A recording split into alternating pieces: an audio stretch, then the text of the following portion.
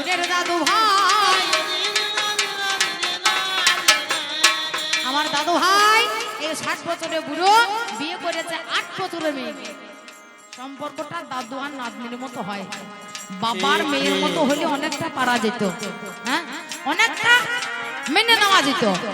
এইবার কিন্তু বিয়ে করার পরে আমার দিদিমা কিন্তু শ্বশুর বাড়ি করতে পারে না, মায়ের জন্য মন খারাপ করে, তার জন্য মায়ের বাড়িতেই থাকে। দেখতে দেখতে 5-6 মাস কেটে গিয়েছে। আমার দাদুটা মনে মনে চিন্তা করছে, আমার সে কবে বিয়ে করেছি, অষ্টমঙ্গলা করার পরে সে বউটাকে তার বাবার ঘরে রেখে এসেছি, হ্যাঁ ছেলে মানুষ বউ কতটা বড় হলে একবার দেখি গা, হ্যাঁ কতটা বড় হলে একবার দেখি আসে।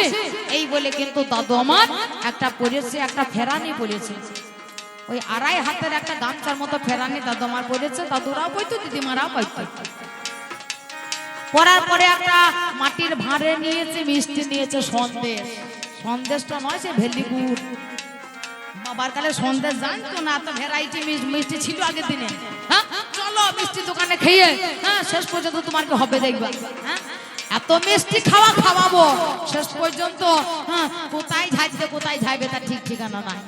যাই হোক দাদু মা ভাঁড়ে করে মিষ্টি নিয়ে চলছে, একটা ছাতা নিয়েছে, তাল পাতা ছাতা, সে ইয়া বড় ছাতা, কোনো সুইচ নাই বাবা, একবারে সব সময় ডাইরেক্ট হয়েই থাকবে। তালপাতা ছাতা নিয়ে দাদু আমার হাঁটতে সকাল বেলায় বেরিয়েছে বাবা, হ্যাঁ হাঁটতে চলে যাচ্ছে শ্বশুর বাড়ি। যেতে সূর্য ডুবতে যাবে, সেই সময়ে দেখছে যে ওই কদমতলায় মেয়েটা খেলা করছে, তোমার দিদিমা খেলা করছে, তার 4-5টা বান্ধবীকে নিয়ে খেলা করছে। খেলা করতে একটা বান্ধবী কিন্তু দেখে ফেলেছে যে প্রতিমার বর আসছে। সে তখন দেখে বলছে, এ প্রতিমা, ওই দেখলো তোর বর আসছে, এরকম ধরনের কথা, ওই দেখলো তোর বর আসছে। আর যেই না বলেছে প্রতিমা, আমার দিদিমা মনে মনে চিন্তা করছে, হ্যাঁ তো বর সত্যি তো সেই বুড়ো ঢোক নাই বটে, আসছে আমাকে নেবার জন্য। তাড়াতাড়ি করে দিদিমা তখন ছুটে গিয়ে বরের সামনে গিয়ে হাজির হয়েছে। আর তখন মনে পড়ে গিয়েছে সে মায়ের কথাটা, মা বলেছে বর যখন আসবে বরকে দেখে মাথায় কাপড় দিতে হবে, বরকে দেখে মাথায় কাপড় দিতে হবে, মনে পড়ে গিয়েছে। কিন্তু মাথায় কাপড় পাবে কোথায়, এখনকার দিনের মধ্যে এত কাপড় আছে নাকি, এক একজন হাজার কাপড়, কাপড়ের আলমারি ভর্তি হয়ে যাচ্ছে, তোদের কাপড়ই তো ছিল না বাবা, 2.5 হাতে ফেরানি করে আছে। যেই না মাথায় কাপড় নেওয়া, আমার কথা মনে পড়ে গিয়েছে, তলা গালা এই মালটা খুলে বাবা উপরে মাথায় নিয়ে বলছি, ভালো আছো দাদু, তোমার একদিন ঢাকতে একদিন গুজব ফুলবো, তোমার মাল গাড়ি গুজব। দাদু ভাই তোমার যোগ্য ভালো ছিল না, তোমার যোগ্য ভালো ছিল না, আমার যোগ্য ভাই অন্য তোর যোগ।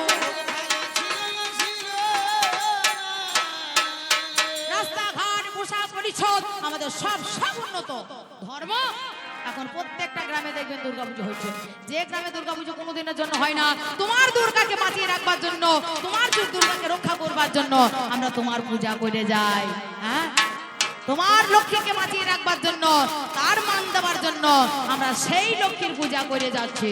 ধর্ম আছে, হ্যাঁ বৈশাখ মাস ধর্ম মাস যখন আসবে বাবা, প্রত্যেকটা গ্রামে গ্রামে জোয়াটা পাড়া থাকবে, তো ওটা পাড়াতে দেখবে হরিবাসর হচ্ছে, হয় 2 দিন করে নাই, 3 দিন করে নাই, 4 দিন করে, যে যেমন পাচ্য করছে। তাহলে আমার যুগে ধর্ম আছে, আমার যুগে কর্ম আছে, আমার যুগ ধর্ম যোগ।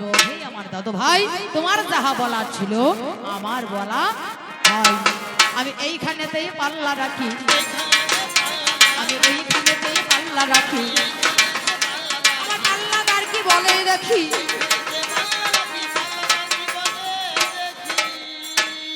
আমি যাবার আগে তোমাকে দুটো কথা জিজ্ঞাসা করে যাই, হে আমার দাদু ভাই তোমার যুগে রাম নামে কাম নাই, কৃষ্ণ নামে মরে, আর হরি নামে পাপ হয় জীব, কোন নামে ধরে।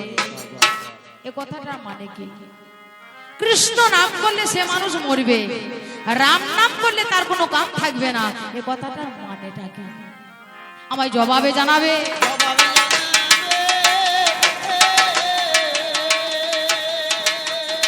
ভাবের কথা বলে যাবে,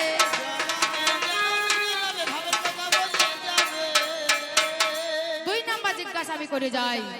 আমরা সধবা নারীগণ শীতিতে সিঁদুর পরি, আমাদের স্বামীর দেওয়া সিঁদুর আমরা পরি। যেদিন আমাদের স্বামীর সঙ্গে বিয়ে হয়েছিল সাজনাতলায়, সেদিন থেকে আমাদের স্মৃতি স্মৃতির সিঁদুর তুলে দিয়েছে।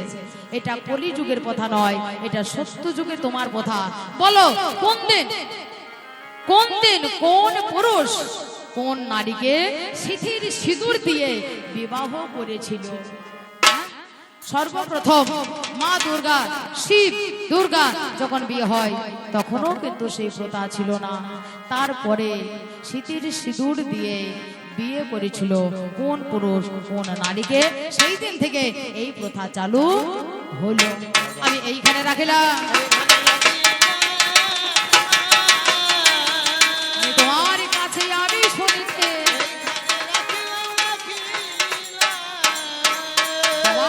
বলে যাই, ওই আমার দাদু ভাই বলছে ওপারে কাঁদিচ্ছ বন্ধু, আমি এপারে কাঁদি। হ্যাঁ, দুজনে এক ঘর বাঁধিতাম যদি না থাকতো নদী। একথা কে বলেছে? একথা বলেছে শ্রীমতী রাধারানী। তোমার রাধারানী কৃষ্ণ ভগবানকে বলেছে। হ্যাঁ, সেই রাধার ভগবান এক জায়গায় ছিল না, রাধা ছিল অন্যের ঘরে, তার জন্য এমন কথা বলেছে। কিন্তু আমার দাদু ভাই, আমি তোমাকে বলে যাই, আমি আগের মতো তোমাকে চিরকাল তোমাকে মনে রাখবো, তোমায় ভালোবেসে যাব। তাই বলি আমি আগেরই মতো আজও তোমাকে আপন ভেবে বুকে টেনে রেখেছি। আমি যে তোমাকে ভালোবেসে রেখেছি, আমি যে তোমাকে ভালোবেসে, আমি যে তোমাকে ভালোবেসে,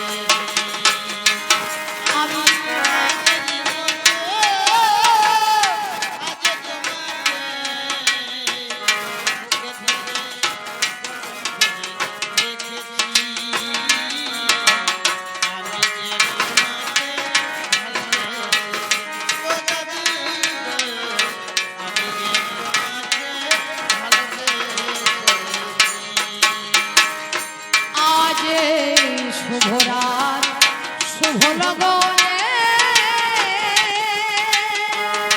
ভালোবেসে চেনাম আমি আমার এই জীবনে।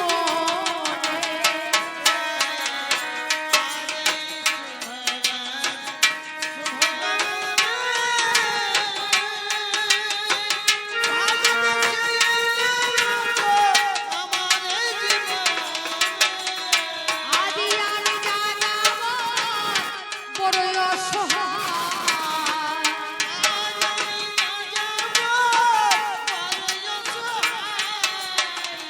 আদি আমি জানাবো বড়ই অসহায়, হতাশা নিয়ে প্রাণে রয়েছি। আমি যে তোমাকে ভালোবেসে, ও বন্ধু গো,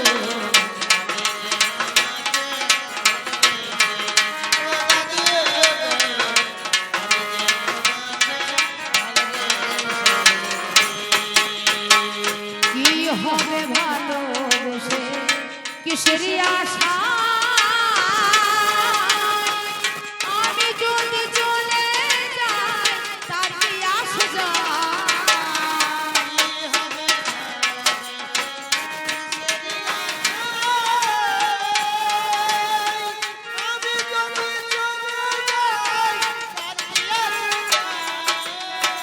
শেষের দেখাটা তুমি করে যেও গো,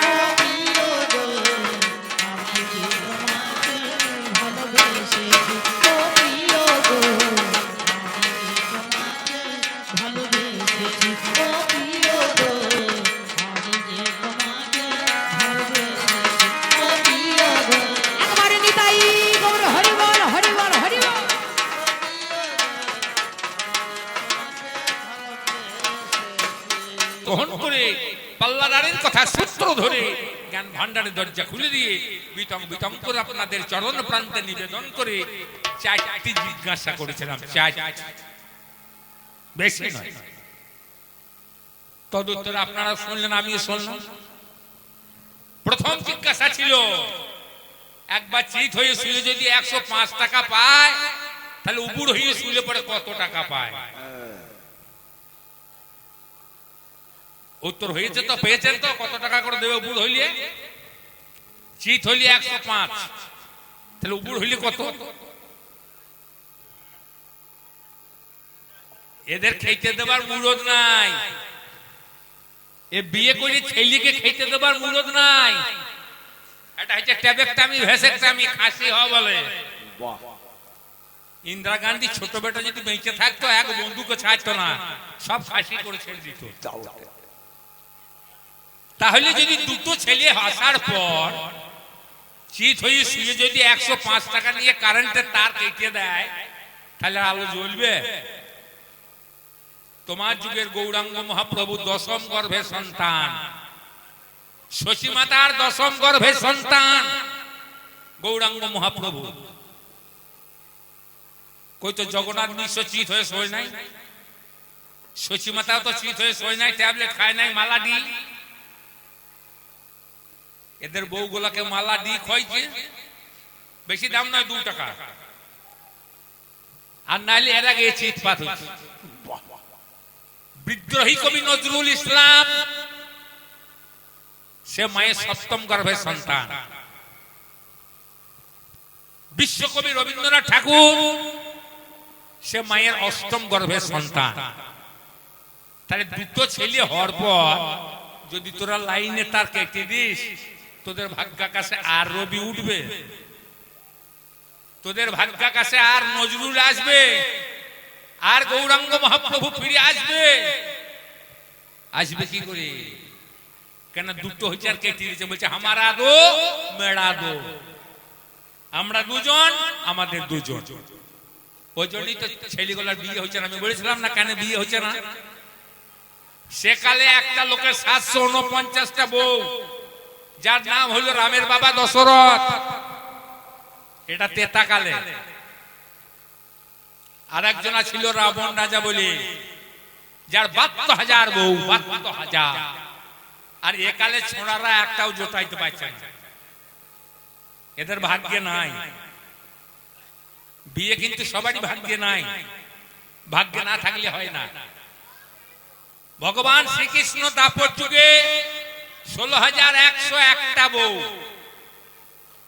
তাহলে আমার যুগের নায়কের যদি এতগুলা হয়, আর তোমার যুগে তোমরা একটা জোটাইতে পারছো না ভাই, জোটাবে কি করি?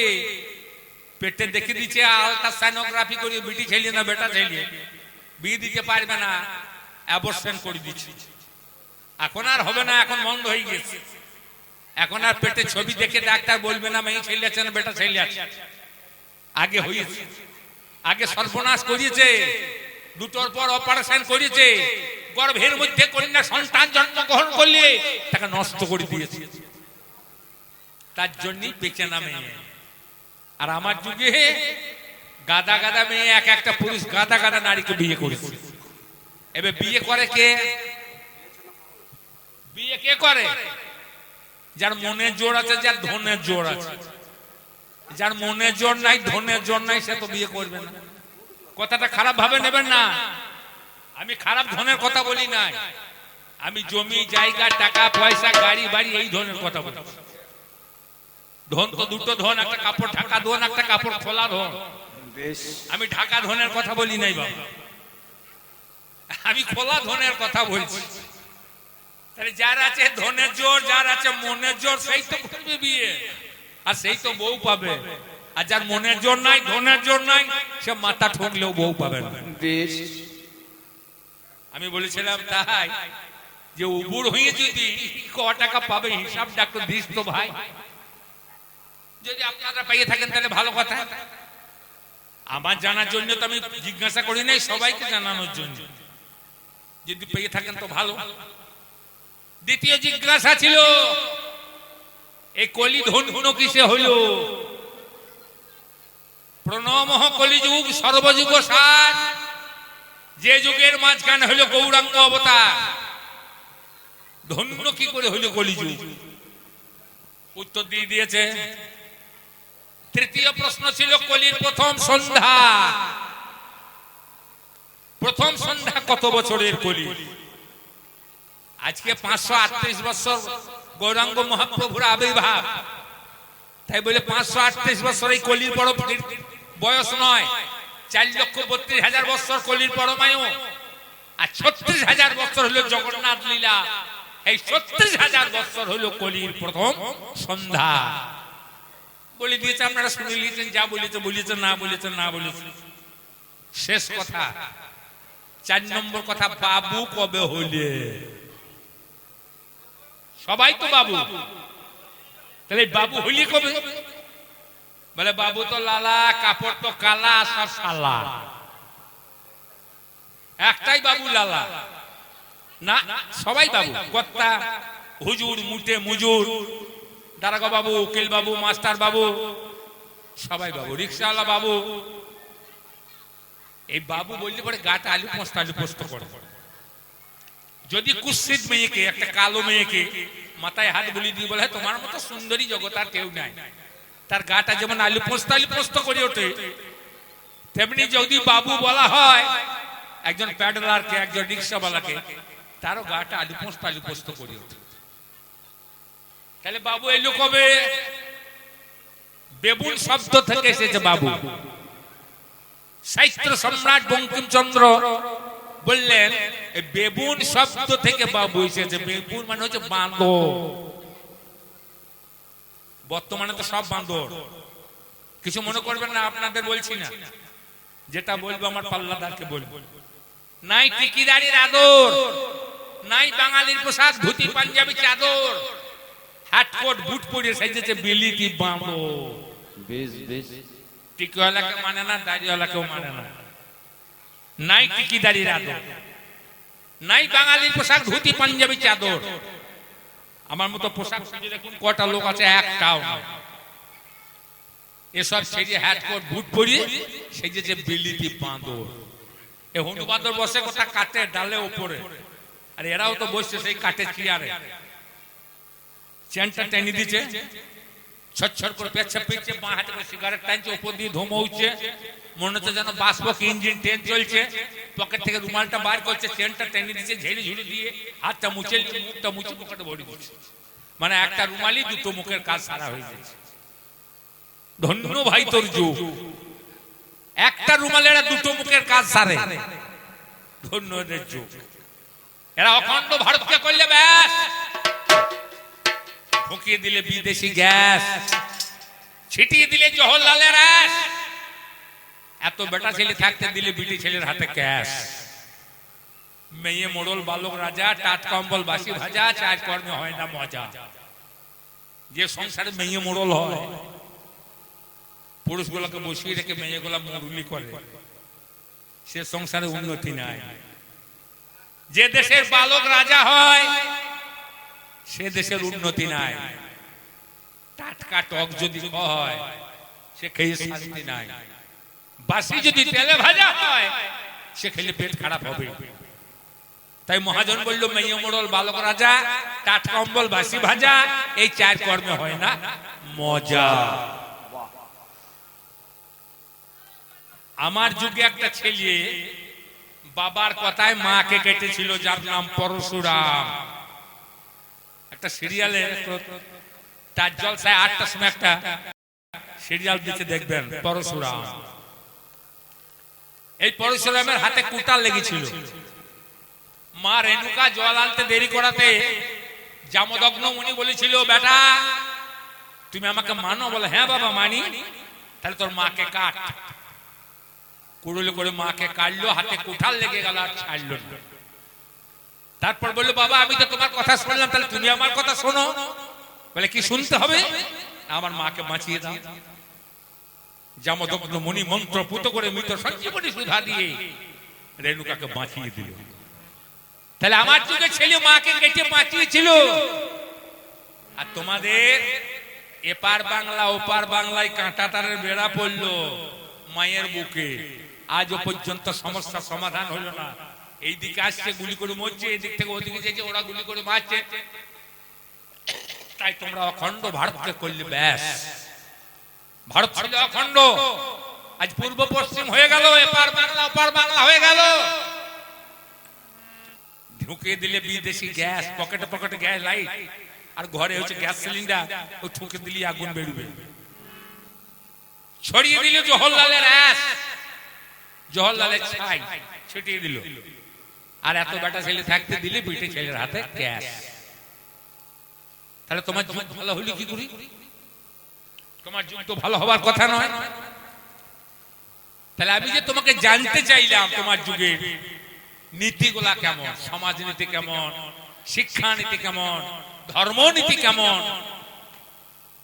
উনি ওনার জায়গায় দাঁড়িয়ে ওনার জ্ঞান বুদ্ধির দরজা খুলে দিয়ে যতটুকু পেরেছেন উনি বুঝিয়েছেন। আর আপনারা শামুক বুঝে হয়েছে। মানুষের যখন চুলকুনি হয় তখন চুলকুতে চুলকুতে কাপড় কোথাটা তখন মানুষ খেয়াল থাকে না। তাতে বেটা ছেলে হোক আর বেটি ছেলে হোক, যদি বেটা ছেলে চুলকুনি হয় তখন বউ বেটি জ্ঞান নাই।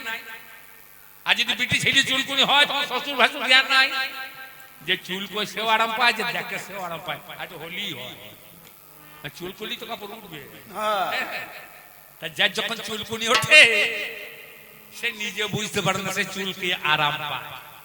তা তোমার চুলকুনি উঠেছে, তুমি যা মন তাই বইতে লেগেছো, কিন্তু যা মন তাই বললে তো হবে না। ঠিক জায়গায় দাঁড়িয়ে ঠিক কথা না বলতে পারলে আজ আমি তোমার অতিথি, আমি তোমার উদ্ধতন, তুমি আমার বংশধর। আজ ভালোবাসার টানে আমি তোমাকে দর্শন করতে এসেছি ভাই, আমি থাকতে আসি না। আমার যুগে ছিল মহাকাব্য, রামায়ণ আর মহাভারত। চারটে মাত্র এই দেশে মহাকাব্য আছে, ইলিয়াড আর ওডিসি, রামায়ণ আর মহাভারত। অন্ধকবি হোমার লিখলেন ইলিয়াড আর ওডিসি, এ দুটো আছে প্রাশ্চাত্যে। বাল্মীকি লিখলেন রামায়ণ আর ব্যাসদেব লিখলেন মহাভারত। তা তোমার যুগে এত কবি, এত সাহিত্যিক, এত পণ্ডিত জন্মগ্রহণ করলো, কই তো হইল না ভাই। আর তো হইল না মহাকাব্য, আর কেউ লিখতে পারলে না মহাকাব্য, সেই রামায়ণ আর মহাভারত। এছাড়া আর মহাকাব্য লেখা হইল না। হবে কি?